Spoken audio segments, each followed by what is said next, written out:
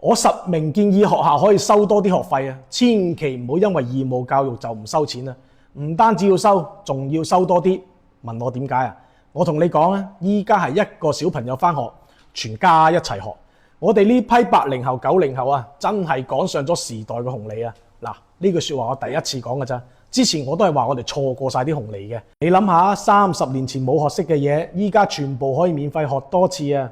從天地人、你我他、單韻母、複文母、整體認讀音節、26個英文字母，細路學冇學識我唔知，家長就背到滾瓜爛熟啦，可以話係爐火純青添啊！咩湊十法、借十法、剪紙跳繩、手抄報、簡筆畫，無所不能啊！可以話琴棋書畫樣樣精通啊！30年前從未畫過手抄報嘅我哋，依家居然可以攞獎啦！真係要多謝學校，多謝老師啊！從來都冇忘記過我哋啊，仲激發咗我哋嘅潛能。正所謂活到老學到老，但我發夢都估唔到9年義務教育居然可以教育我2次。